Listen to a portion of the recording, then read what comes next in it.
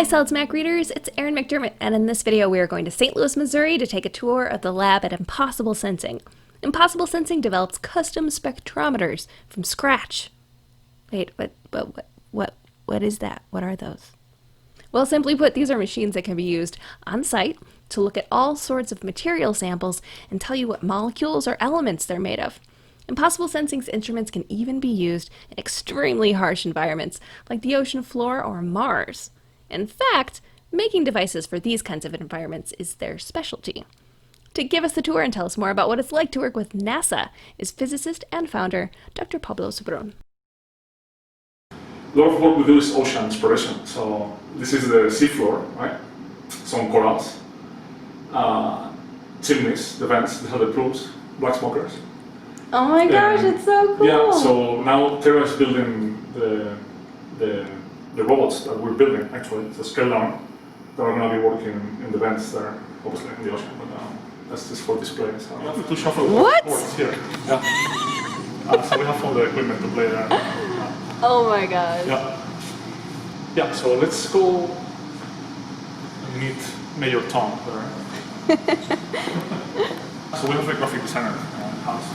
He can craft anything. So he built that, and he built it for me so that all the instruments that we build look smaller, right? Basically, the center of the universe here. Oh wow. And all the destinations we're going to put our possible technology, right? So including the ISS and even Pluto, which it has an asterisk because it's still debatable if it's planet or not. So we still have like a half stage for people to practice their talks, because we have look at the whole audio system. It's pretty amazing. Oh, all the lights. There is smoke somewhere here. Are you kidding? Yeah, you can plug in gas and smoke. So you got a 3D printer and then so here we just have, one? Yeah, so this is where we rapid prototype, right? What parts do you rapid prototype? Like handles for all the handheld devices, just to see how they fit. So you can really quickly find flaws before you go into machining and correct it, and then save time. So we do everything, lens mounts here, enclosures, panels, for switches and stuff, just to see how they feel. And actually sometimes it looks so good that we keep it. No, we have just actually instruments that there is 3D printed. I mean, why bother with metal? So we have two here, and they usually ranging. And then the CNC machine here to do like a little bit more fine tune. When I hired Sam, the graphic designer, I told him, I want to look like a 100 million company. So he put in this booth here, and he's been taking pictures of all the instruments there, and nice renderings. Oh, is that what it's for? Yeah, this is for. Because then you have no background, right? So you have like a perfect shot of the instruments there. Hey, you have glamour shots for your equipment. I don't care if it works. Right? It has to look expensive, rugged, and it has to look like people want to buy without knowing what it is. So we have a wet lab. So this used to be the kitchen for the event space. So there's like 2 gas ranges, the work fridge, everything works. And so we use it for sample prep. And some of our samples come in powder, and sometimes we just press them into pellets. Just for easy handling. All the NASA projects use like organic reagents, and like trace molecules for fatty acids, lipids, the things that life is made of. This we're looking for on Mars, so we use them pure and we mix them with soil and stuff just to simulate Mars. Pilot plant there for oil and gas projects. So we have like oil to simulate. Are you really? Oil. Yeah. So this is the dirty lab, right? So what state are the materials in when you're testing them? 4 states. There's liquid, solid, gas, and plasma. You do plasma here? Yeah, we do this technique called LIBS, laser-induced breakdown spectroscopy. And what you do is you heat up the sample and make a plasma. It's like the sun, like 10,000 Kelvin. You make a spark, and that spark contains plasma, right? Soup of elements and ions and molecules. And then we read the. It's one of our first instruments ever. And call it spectrogrid. because it makes a grid on a sample and takes spectrum. So this is actually the one that makes plasma. This is to do chemical analysis, right? So you scan the surface, and this thing can map a sample without moving parts. Chemical imaging. I mean, it's just that's kind of. And now we do it with in real time with this machine. So we delivered a couple of those to NASA. They're in the labs now, and this is for lab application. And yeah, they're using for high-end space research. We're using liquid lenses, basically, and other diffraction optics, using MEMS devices to really steer the beam without having to actually move anything. So that's what was fast, and this will never break. I mean, compared to any other. So that's why NASA likes it, because eventually we'll fly this, right? Because, when you fly things to space, it has to be a little shaky. right. So mechanical actuators is something that I mean, we do it today, but the future is no actuators. We use scale from 1 to 9, when 1 is your drawing board, and 9 is proven in a mission scenario, combat or Mars. So here we have things that are tier 4 today, which is their form factor similar to what's going to fly, but they haven't been qualified yet for space. So they haven't been to TVAC, no temperature, no vacuum, no shock, no vibration. But that's next year. So we have the money to qualify this for space. So basically here is a similar system to that, but it has multiple other modes. So not only does the plasma, but it also does fluorescence and Raman. So you're looking at the elements, but also the molecules, right? So you get the whole picture. You have the laser coming in here, and this optical assembly here, also close, will shoot the laser down this way. This will do Raman. So Raman, what it does is a low power laser. Some of these photons will get absorbed by the sample and we emit it with different energy. So it kind of steals photon energy from your laser. So what you receive is a shifted pattern, right, compared to what you're shooting from. And different molecules will shift your laser different distances, different wavelengths. So you can actually fingerprint what the sample is made of by looking at that shift, right, from laser to scattered light. And this is kind of what this is. So it will shoot the laser here. The laser will come back the same way, and it will go to a different fiber that feeds into the spectrometer where the light is analyzed. So what we have inside here is optics for focusing, mirrors, gratings to separate the light into spectrum, and eventually a photomultiplier here on the back. And what you're looking at is a number of photons per second that gets into the photomultiplier, and that tells you what your sample is made of. You have the little rover on Mars or the Moon, right? And it has an arm here, right? So when you like the place, you just go down and go down into the ground, drill, bring a core like the one you saw there, here, and on this side we mount our instrument. So as the core is coming out, you will scan it up and down, left and right, and you get the whole picture of what the core is made of. Is that still a pie in the sky thing, or do you already know exactly how you need to do it?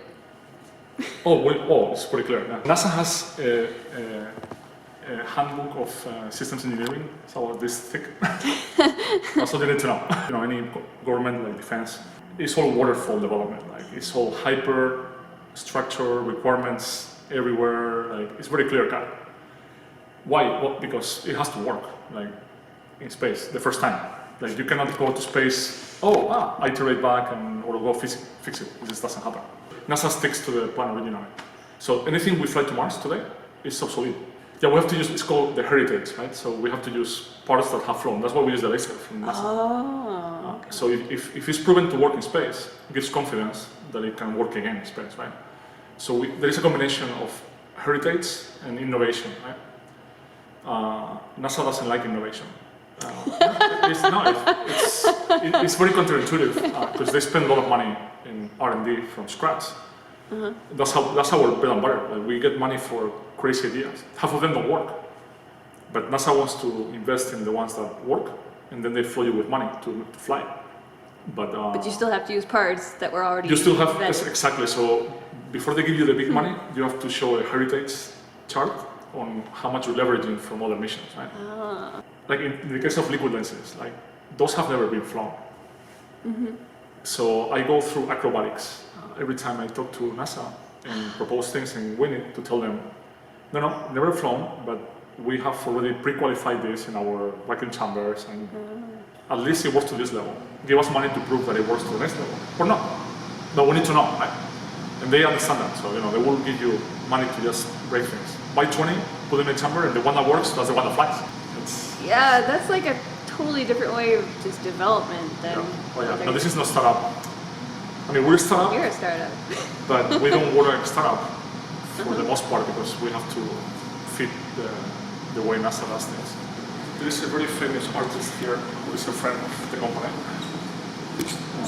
Michael Eastman. And so he made this collage of Invader, which is the jewel of the crown here. So this is a laser sensor that is going to be underwater this summer and be there for a year. This summer? This summer, in July 21, we launch. Or dive, I guess. So we're going to be 1 mile deep in the Pacific.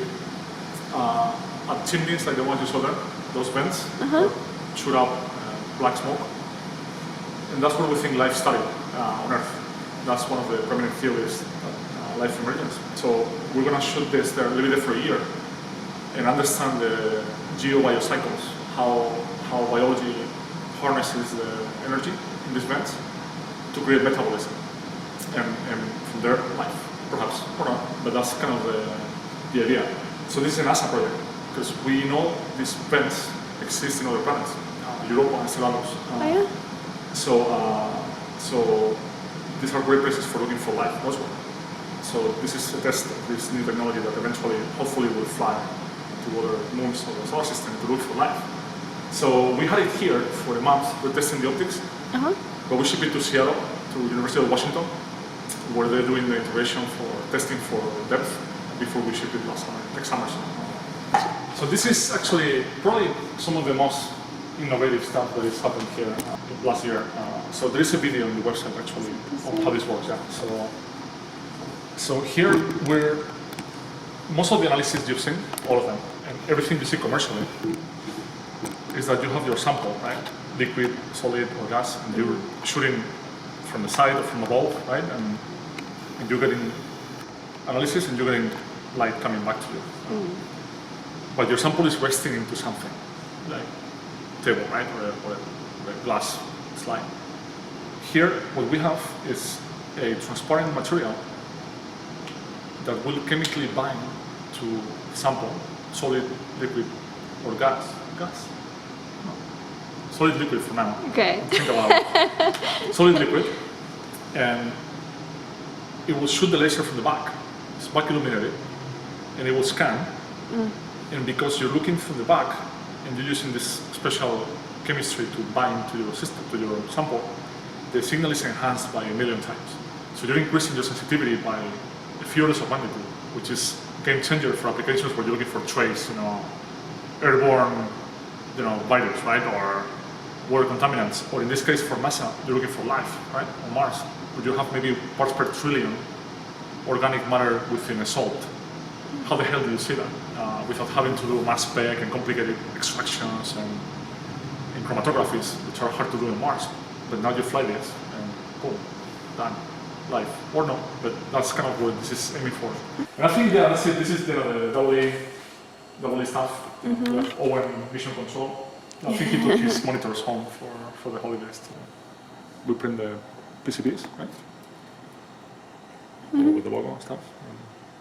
And then Owen just puts an epoxy to seal them. And that's we're a one-stop shop. Like we do, mechanical, electrical, optical, software. But you ship out the boards to be made, right? We order them from China, probably.